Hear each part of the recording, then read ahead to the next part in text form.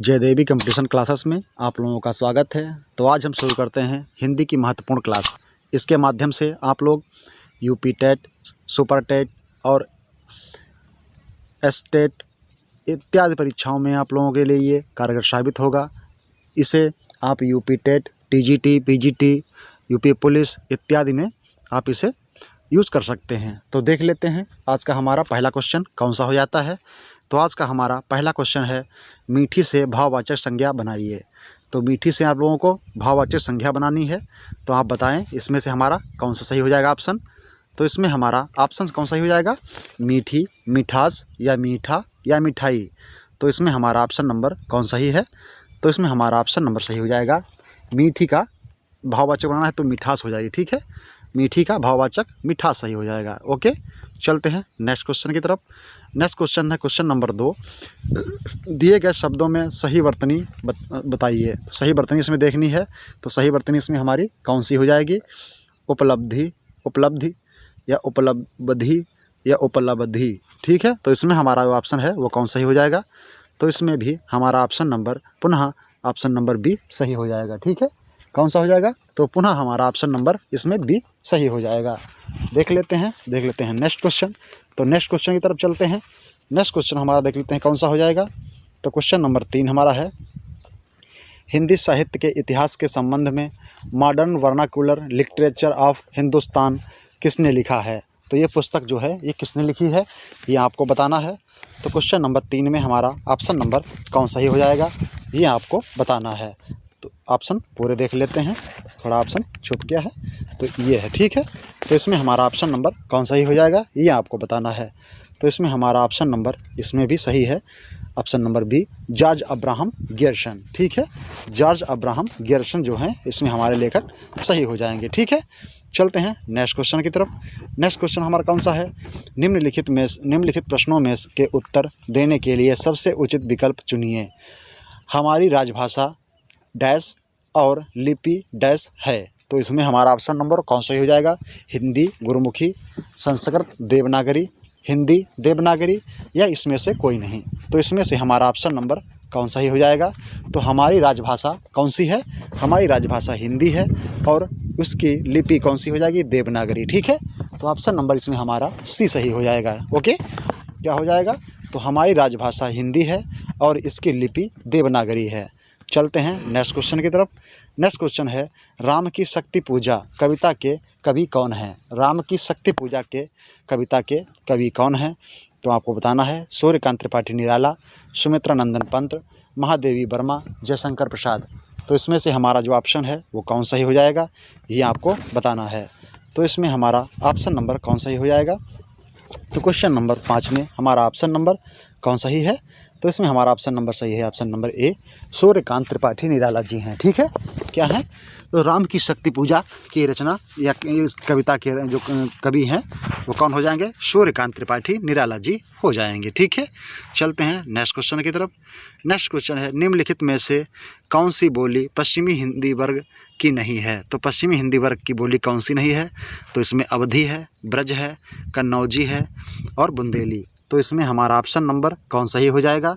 तो इसमें हमारा ऑप्शन नंबर सही है, ऑप्शन नंबर कौन सा, तो ऑप्शन नंबर इसमें भी हमारा सही हो जाएगा, ऑप्शन नंबर ए, अवधी। ठीक है, अवधी बोली जो है ये पश्चिमी हिंदी की बोली नहीं है। ये कौन सी बोली है, तो ये पूर्वी हिंदी की बोली है। ठीक है, अवधी। ओके, चलते हैं नेक्स्ट क्वेश्चन की तरफ। नेक्स्ट क्वेश्चन देख लेते हैं, संविधान सभा में हिंदी को राजभाषा बनाने का निर्णय कब लिया गया। तो हिंदी को संविधान सभा में राजभाषा बनाने का निर्णय कब लिया गया। तो 26 जनवरी 1950, 14 सितंबर 1950, 14 सितंबर 1949 और 15 अगस्त 1947।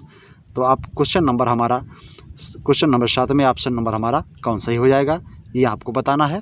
तो इसमें हमारा ऑप्शन नंबर सी सही है, 1947। ठीक है, 14 सितंबर 1947 को हिंदी को राजभाषा बनाने का निर्णय लिया गया। ठीक है, ओके, चलते हैं नेक्स्ट क्वेश्चन की तरफ देख लेते हैं। तो निम्नलिखित में से मैथिली शरण गुप्त की रचना कौन सी है। तो इसमें मैथिली शरण गुप्त की रचना हमारी कौन सी हो जाएगी, हल्दी घाटी, पल्लव, भारत भारती और इसमें ग्राम्या। तो ये हमारी इसमें कौन सी रचना हो जाएगी। तो इसमें से हमारी रचना आपको बताना है, तो इसमें क्वेश्चन नंबर 8 में हमारा ऑप्शन नंबर कौन सही होगा, ये आप इसका जवाब दें। तो इसमें हमारा ऑप्शन नंबर सही हो जाएगा कौन सा, तो इसमें हमारा ऑप्शन नंबर सही है option number C. Bharat Bharati जो है ये मैथिली शरण गुप्त की रचना है। ठीक है, मैथिली शरण गुप्त की रचना कौन सी है, तो भारत भारती है। हल्दी घाटी किसकी है, तो हल्दी घाटी ना ये है किसकी है, श्याम नारायण, क्या है, श्याम नारायण पांडे। ओके, कौन है, श्याम नारायण पांडे जी इसके रचयिता हैं, किसके, हल्दी घाटी के। पल्लव के कौन रचनाकार हैं, तो पल्लव के रचनाकार हैं पंत जी। ठीक है, कौन है, पंत जी हैं। ओके, पल्लव के रचनाकार कौन है, पंत हैं। ठीक है, और ये जो भारत भारती और ग्राम्य ये मैथिली शरण गुप्त की ही रचनाएं हैं। ठीक है, चलते हैं नेक्स्ट क्वेश्चन की तरफ। नेक्स्ट क्वेश्चन है भारत की राजभाषा क्या है, तो भारत की राजभाषा क्या है ये आपको जवाब देना है। तो क्वेश्चन नंबर 9 में हमारा ऑप्शन नंबर कौन सही हो जाएगा, तो क्वेश्चन नंबर 9 में हमारा ऑप्शन नंबर सही है ऑप्शन नंबर ए, हिंदी। ठीक है, भारत की राजभाषा हिंदी है। ओके, चलते हैं नेक्स्ट क्वेश्चन की तरफ। नेक्स्ट क्वेश्चन है निम्नलिखित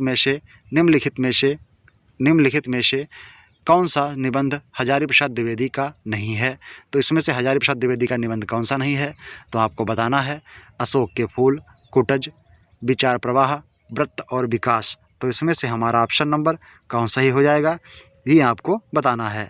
तो क्वेश्चन नंबर 10 में हमारा ऑप्शन नंबर सही है व्रत और विकास। ठीक है, व्रत और विकास ये हजारी प्रसाद द्विवेदी की रचना नहीं है।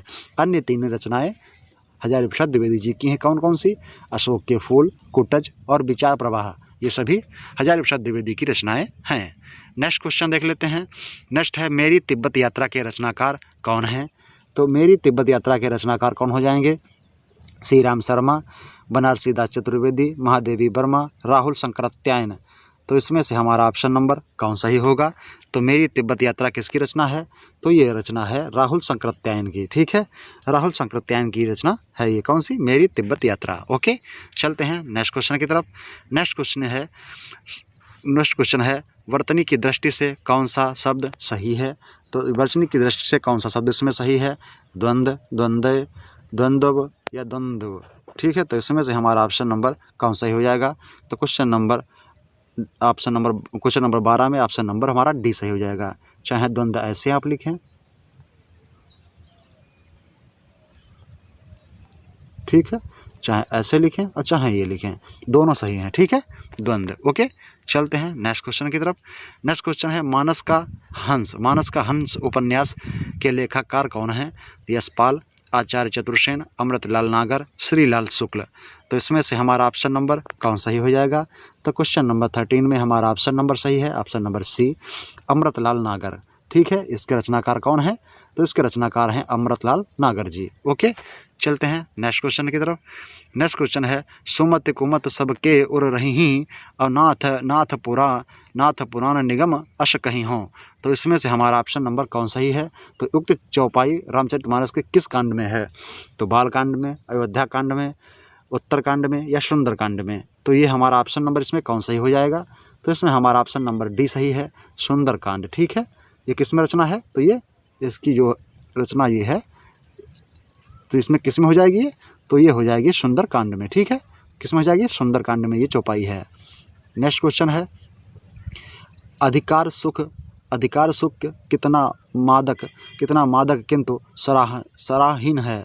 ठीक है, अधिकार सुख कितना मादक सराहीन है पंक्ति प्रसाद के किस नाटक से ली गई है, तो ये पंक्ति जो है ये प्रसाद के किस नाटक से ली गई है ये आपको बताना है। स्कंदगुप्त, चंद्रगुप्त, ध्रुविशामिनी, अजातशत्रु।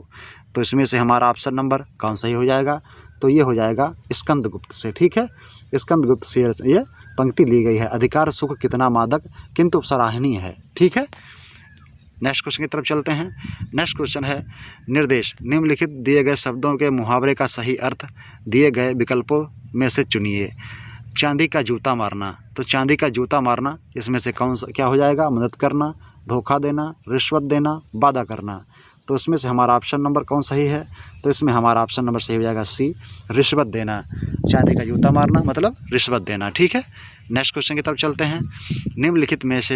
निम्नलिखित में कौन भारोपीय परिवार की भाषा नहीं है, तो भारोपीय परिवार की भाषा कौन सी नहीं है ये आपको बताना है।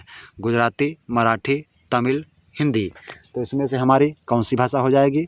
गुजराती हो जाएगी, मराठी, तमिल या हिंदी। तो इसमें हमारी भाषा कौन सी हो जाएगी? तमिल। ठीक है, तमिल भाषा ये है, ये भारोपीय परिवार की नहीं भाषा है। ठीक है, ये द्रविड़ परिवार की भाषा है। ओके, चलते हैं नेक्स्ट क्वेश्चन की तरफ। नेक्स्ट क्वेश्चन है परमाल रासो किसके द्वारा रचित है? तो परमाल रासो किसके द्वारा रचित है? नल सिंह, नरपतिनाल, चंद्रबरदाई, जगनिक। तो ये किसके द्वारा रचित है? तो परमाल रासो ये रचना है जगनिक की। ठीक है, Parmal Raso Jagnik. Okay, next question की तरफ चलते हैं, देख लेते हैं नेक्स्ट क्वेश्चन कौन सा है। नीचे लिखे वाक्य के लिए एक शब्द बनाइए, बताइए। तो इसमें तुरंत सोचकर निर्णय लेने वाला, तुरंत सोचकर निर्णय लेने वाला क्या कहलाता है? तत्परमति, प्रत्युत्पन्नमति, उग्र सोची या बुद्धिमान। तो इसमें से हमारा ऑप्शन नंबर कौन सा ही हो जाएगा? तो इसमें हमारा ऑप्शन नंबर सही है, ऑप्शन नंबर बी, प्रत्युत्पन्नमति। ठीक है, जो तुरंत सोचकर निर्णय लेता है उसे प्रत्युत्पन्नमति कहते हैं। ठीक है, नेक्स्ट क्वेश्चन की तरफ चलते हैं। नेक्स्ट क्वेश्चन है नगर का विशेषण शब्द क्या है? नगर का विशेषण शब्द क्या हो जाएगा? तो नगरी, नागरिक, नगरीय या नागर। तो इसमें विशेषण क्या हो जाएगा? तो नगर का विशेषण शब्द क्या होगा, ये आपको बताना है। तो क्वेश्चन नंबर 20 में हमारा फिर से ऑप्शन सही हो जाएगा, ऑप्शन नंबर बी, नागरिक। नगर का विशेषण शब्द नागरिक हो जाएगा। ठीक है, चलते हैं नेक्स्ट क्वेश्चन की तरफ। नेक्स्ट क्वेश्चन देखते हैं। नेक्स्ट क्वेश्चन हमारा कौन सा हो जाएगा? इसमें भी मुहावरा देखना है। ठन ठन गोपाल होना। ठन ठन गोपाल होने का अर्थ क्या है? भजन करना, दूसरे के सहारे रहना, मस्त रहना या पैसा ना होना। तो इसमें हमारा ऑप्शन नंबर डी सही हो जाएगा, पैसा ना होना। ठीक है, ठन ठन गोपाल होना। ओके, ठीक है, चलते हैं नेक्स्ट क्वेश्चन की तरफ।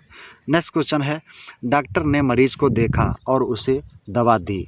वाक्य में क्या है? तो वाक्य कैसा वाक्य है? संयुक्त मिश्र वाक्य, सरल वाक्य, मिश्र वाक्य या संयुक्त वाक्य। तो इसमें हमारा ऑप्शन नंबर कौन सही हो जाएगा, ये आपको बताना है। तो क्वेश्चन नंबर 22 में हमारा ऑप्शन नंबर सही है, ऑप्शन नंबर डी। ठीक है, इसमें हमारा कौन सा हो जाएगा? संयुक्त वाक्य हो जाएगा। ठीक है, तो इसमें क्या है? डॉक्टर ने मरीज को देखा और उसे दवा दी। ठीक है, जिसमें ये और जैसे शब्द आते हैं वो सभी संयुक्त वाक्य के अंतर्गत ही आते हैं। ठीक है, चलते हैं नेक्स्ट क्वेश्चन की तरफ। पर्वत की तलहटी, पर्वत की तलहटी वाक्यांश के लिए एक शब्द है। द्रोण, वेशिन, घाटी, उत्पत्तिका। तो इसमें से हमारा ऑप्शन नंबर कौन सही हो जाएगा? तो क्वेश्चन नंबर 23 में हमारा ऑप्शन नंबर सही है, ऑप्शन नंबर डी। ठीक है, ऑप्शन नंबर डी हमारा सही हो जाएगा। ठीक है, पर्वत की तलहटी। ओके, फिर घाटी, वेशिन और द्रोण, ये सब आप लोग हमें कमेंट बॉक्स में बताएंगे। ठीक है, ये कैसे बनते हैं और कब बनते हैं। ठीक है, ओके, कमेंट बॉक्स में आप लोगों को ये देना है। चलते हैं नेक्स्ट क्वेश्चन की तरफ। नेक्स्ट क्वेश्चन है क्या है? निर्देश, नीचे लिखे वाक्य के लिए एक शब्द बताइए। तो शब्द बताएं। तो वास्तविक मूल्य से अधिक लिया जाने वाला मूल्य क्या कहलाता है? अमूल्य, अमोल, अधिक या अधिमूल्य। ठीक है, तो इसमें हमारा ऑप्शन नंबर कौन सा ही हो जाएगा?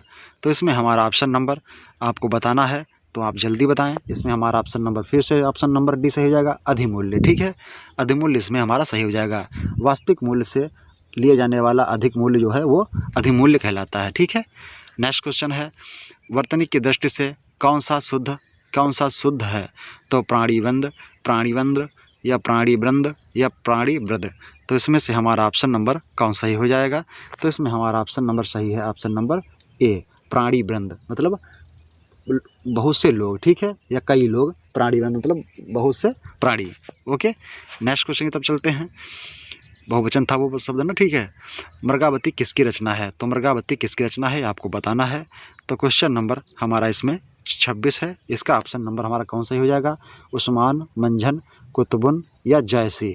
तो इसमें हमारा ऑप्शन नंबर सही है, कुतुबुन। ठीक है, मृगावती कुतुबुन की रचना है। ठीक है, चलते हैं नेक्स्ट क्वेश्चन की तरफ। नेक्स्ट क्वेश्चन है प्रताप को प्रताप, ठीक है, प्रताप को प्रताप उच्चारण करने वाला कौन से प्रकार के अशुद्ध उच्चारण का भेद है? स्वरावगम, स्वरालाप या आकार इकार भ्रम या आगम। तो इसमें से हमारा ऑप्शन नंबर कौन सही हो जाएगा? तो इसमें हमारा ऑप्शन नंबर सही है, ऑप्शन नंबर बी, स्वरालाप। ठीक है, प्रताप को प्रताप पढ़ने वाला यह स्वरालाप का दोष है। ठीक है, चलते हैं नेक्स्ट क्वेश्चन की तरफ। नेक्स्ट क्वेश्चन है निम्नलिखित दिए गए शब्द का विलोम शब्द चयन करें। विपिन का क्या हो जाएगा, ठीक है, विलोम। तो विपिन, निर्धन, संपन्न या संपन्नता, ठीक है। तो इसमें हमारा क्या सही हो जाएगा, थोड़ा यहाँ पे मिसप्रिंट हो गई है, यहाँ पर विपिन नहीं होगा, यहाँ पर होगा विपन्न, ठीक है। क्या होगा, विपन्न, ठीक है। क्या हो जाएगा, विपन्न, इसमें हमारा सही हो जाएगा, ठीक है। तो ये शब्द है, इसका आपको बताना है विलोम, ठीक है। विपन्न क्या क्या विलोम होता है, तो विपन्न का इसमें हमारा विलोम क्या हो जाएगा, ये आपको जवाब देना है।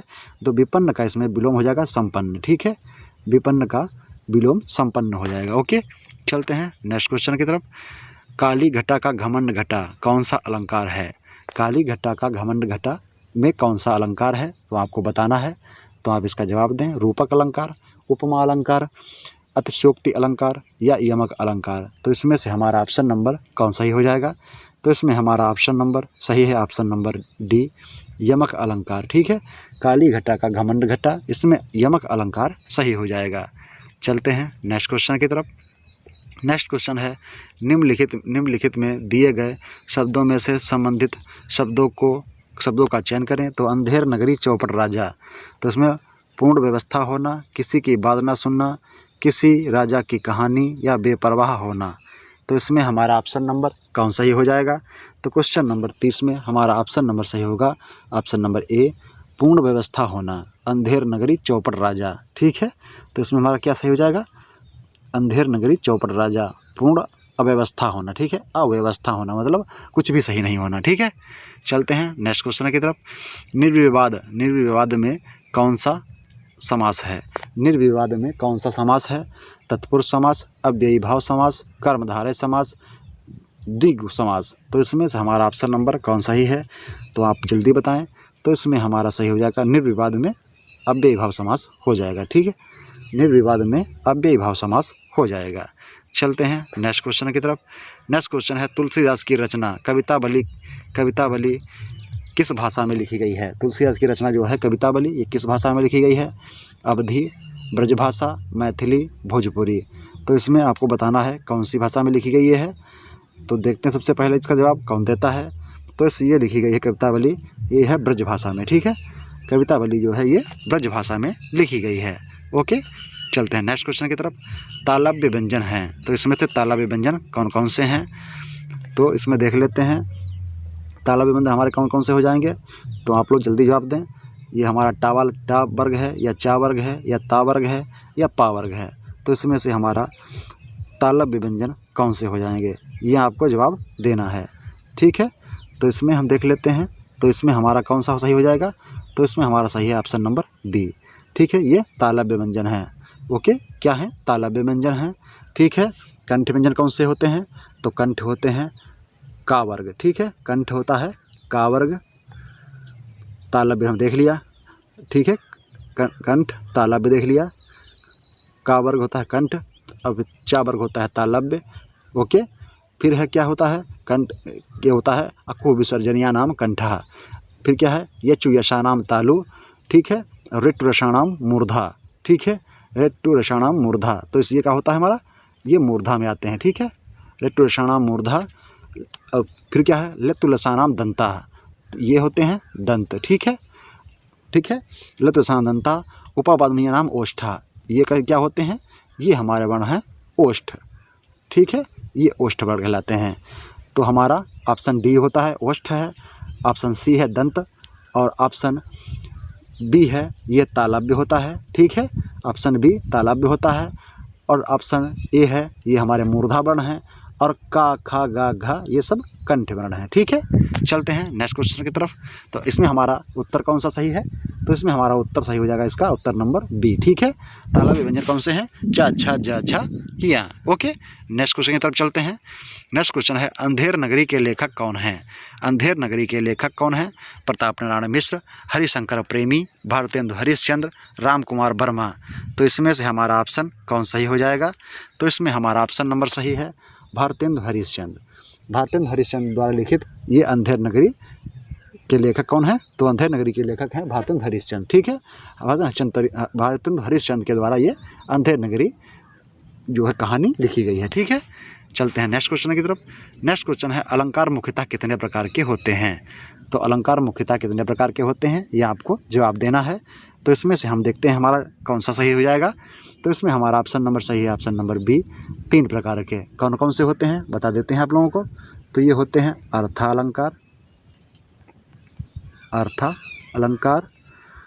अर्थालंकार, फिर उपमा अलंकार, अर्थालंकार, उपमा अलंकार, और एक होता है उभयालंकार। ठीक है, उभयालंकार। ओके, तो ये 3 प्रकार के होते हैं अलंकार। ठीक है, चलते हैं नेक्स्ट क्वेश्चन की तरफ। नेक्स्ट क्वेश्चन है उपस्थित शब्द में विरुद्ध शब्द है। उपस्थित शब्द में विरुद्ध शब्द कौन सा हो जाएगा? हाजिर, गैर हाजिर, अनुपस्थित, अनुपस्थित, अनुपस्थित, अनुपस्थित। तो इसमें से हमारा ऑप्शन नंबर कौन सही है? तो इसमें हमारा ऑप्शन नंबर सही हो जाएगा सी, अनुपस्थित। उपस्थित का विरुद्ध अर्थी मतलब विलोम। ठीक है, अनुपस्थित सही हो जाएगा। चलते हैं नेक्स्ट क्वेश्चन की तरफ। दूध का दूध, पानी का पानी, मुहावरे का अर्थ है दूध और पानी अलग अलग करना, अन्याय नहीं करना, निरपेक्ष न्याय करना, दूध में पानी मिलाना। तो इसमें हमारा ऑप्शन नंबर कौन सही हो जाएगा? तो इसमें हमारा ऑप्शन नंबर सही है, ऑप्शन नंबर सी, निरपेक्ष न्याय करना। ठीक है, दूध का दूध, पानी का पानी करना।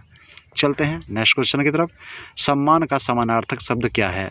सम्मान का समानार्थक शब्द क्या है आपको बताना है। समान, सामान, बेइज्जत या इज्जत। तो इसमें से हमारा ऑप्शन नंबर कौन सही हो जाएगा? तो इसमें हमारा ऑप्शन नंबर सही है डी, इज्जत। सम्मान का समानार्थक शब्द कौन सा है? तो ये इज्जत है। ठीक है, समानार्थक शब्द का मतलब होता है, क्या होता है बताएं आप लोग। तो इसका मतलब क्या होगा, जल्दी बताएं, देखते हैं। हाँ, तो इसे सम्मान का समानार्थक शब्द क्या है? इज्जत। ठीक है, क्या होता है? इज्जत होता है। समानार्थक शब्द को कहते हैं विलोम शब्द। ठीक है, ओके। चलते हैं नेक्स्ट क्वेश्चन की तरफ। किस शब्द में ऐश्वर नहीं है? किस शब्द में ऐश्वर नहीं है? वैदिक, ऐक्य, पैतृक, स्नेह। तो इसमें हमारा ऑप्शन नंबर कौन सही है? तो इसमें भी हमारा ऑप्शन नंबर डी सही हो जाएगा। ठीक है, इसमें ऐश्वर नहीं है। ठीक है, ऐश्वर नहीं है। चलते हैं नेक्स्ट क्वेश्चन की तरफ। नेक्स्ट क्वेश्चन है जहाँ अर्थ के माध्यम से काव्य में चमत्कार उत्पन्न होता है उसे क्या कहते हैं? तो उसे कहते हैं अर्थालंकार। ठीक है, जहाँ अर्थ के माध्यम से काव्य में चमत्कार उत्पन्न होता है उसे अर्थालंकार कहते हैं। चलते हैं नेक्स्ट क्वेश्चन की तरफ। वर्तनी की दृष्टि से अशुद्ध शब्द है। तो इसमें अशुद्ध शब्द इसमें कौन सा हमारा है, ये आपको जवाब देना है। सदुपयोग, तदोपरांत, वाल्मीकि, अकिंचन। तो इसमें हमारा गलत है कौन सा? बी ऑप्शन गलत है, तदोपरांत। ठीक है, ये इसमें हमारा गलत सही हो जाएगा। ठीक है, चलते हैं नेक्स्ट क्वेश्चन की तरफ। नेक्स्ट क्वेश्चन है निर्देश। तो इसमें निम्नलिखित में दिए गए शब्द में पर्यायवाची शब्द का चयन करना है। धनंजय, धनंजय का पर्यायवाची शब्द क्या हो जाएगा?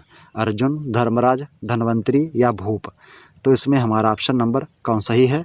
तो इसमें हमारा सही है अर्जुन। ठीक है, धनंजय का समानार्थी शब्द कौन सा है? अर्जुन है। ठीक है, अर्जुन के और कौन कौन से पर्यायवाची शब्द हैं तो आप लोग थोड़ा लिख लें इसको।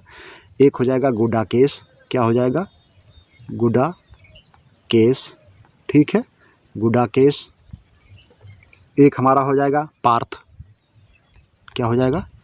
पार्थ। एक हो जाएगा ब्रहनला। ठीक है, क्या हो जाएगा? ब्रहनला। एक हो जाएगा कपिध्वज। ओके, एक हो जाएगा जिष्णु, एक हो जाएगा नदीसर्ज, एक हो जाएगा सत्यसाची, एक हो जाएगा स्वर। ठीक है, क्या हो जाएगा? स्वर। इसे स्वर पढ़ते हैं। ठीक है, स्वर। ओके, चलते हैं नेक्स्ट क्वेश्चन की तरफ। नेक्स्ट क्वेश्चन है निम्नलिखित में से ह्रस्व वर्ण नहीं है इसको पहचान, मतलब ह्रस्व वर्ण को पहचाने। तो इसमें ह्रस्व वर्ण कौन सा है? छोटा, छोटी, ए या ए एवं बी दोनों। तो इसमें ह्रस्व स्वर के अंतर्गत कौन कौन सा बनाएंगे तो ये आपको बताना है।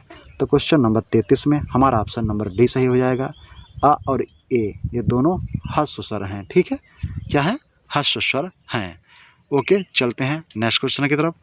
नेक्स्ट क्वेश्चन निम्नलिखित में दिए गए शब्दों में विलोम शब्द का चयन करना है।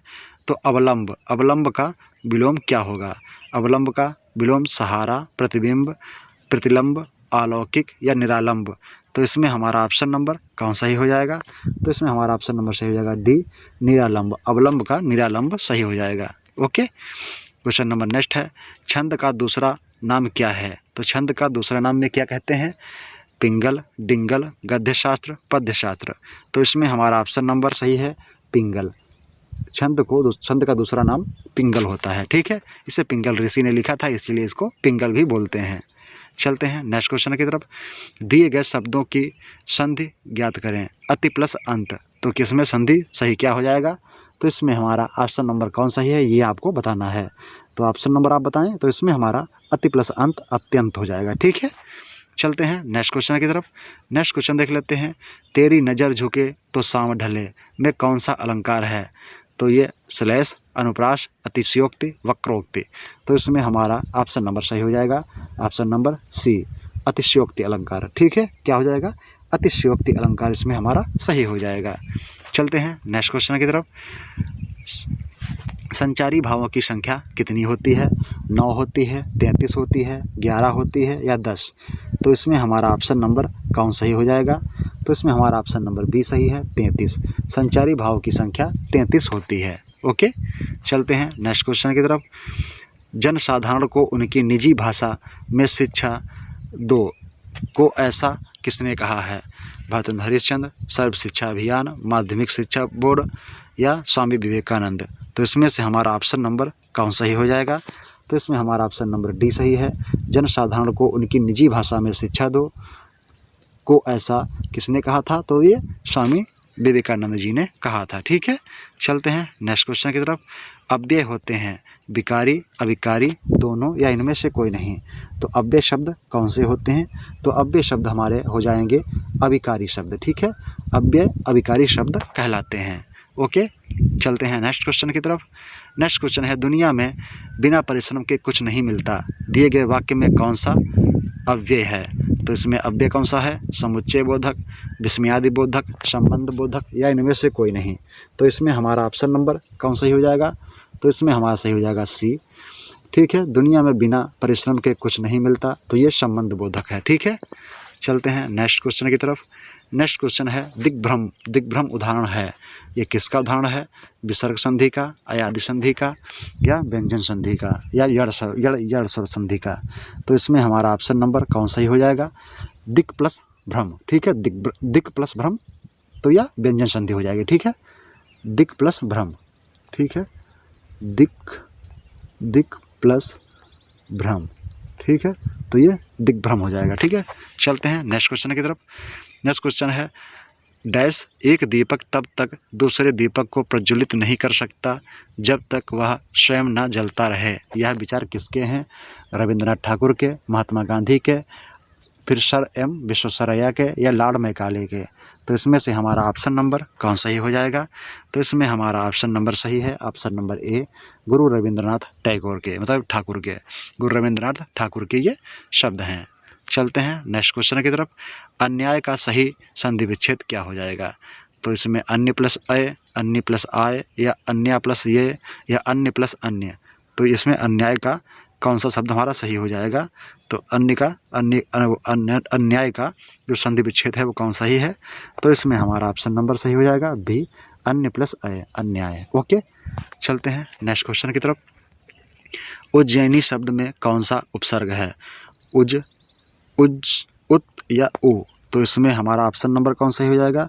तो इसमें हमारा ऑप्शन नंबर सी सही है, उत प्लस जैनी, उज्जैनी। ओके, नेक्स्ट क्वेश्चन है, यद्यपि का सही संधि विच्छेद कौन सा हो जाएगा? तो यद्य प्लस पी, यदि प्लस अपि, यद प्लस अपि या यदि प्लस अपि? तो इसमें से हमारा ऑप्शन नंबर कौन सही हो जाएगा? यद प्लस अपि, यद्यपि। ठीक है, ये हमारा ऑप्शन इसमें बी सही हो जाएगा। नेक्स्ट क्वेश्चन हमारा कौन सा है? तो किन ध्वनियों को अनुस्वार कहा जाता है?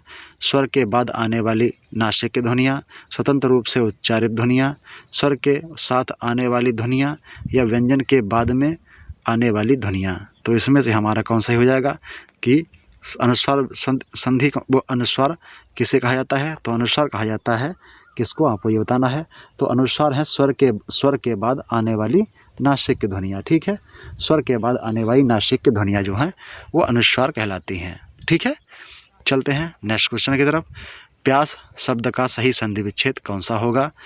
तो आप लोग इसमें देखें और बताएं कि प्यास में कौन सा सही संधि विच्छेद हमारा हो जाएगा। तो इसमें हमारा ऑप्शन नंबर बी सही है, पाधा, याधा, बड़ा आ, फिर साधा है, फिर आ है।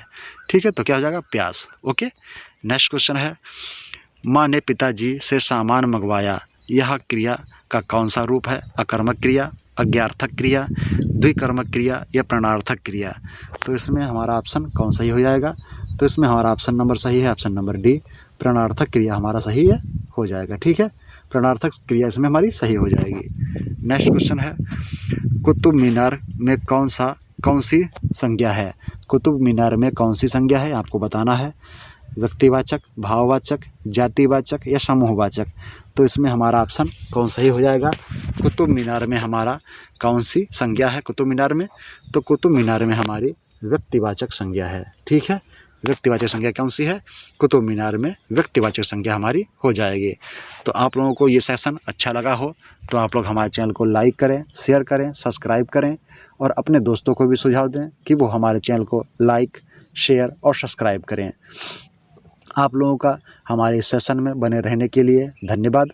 ये सेशन आप लोगों के जीवन में ज़रूर ही, बहुत ही ज़रूर, मतलब 100% श्योर है कि आप लोगों के जीवन में ये उन्नति और पथ मार्ग पर चलने का रास्ता आप लोगों को दिखाएगा।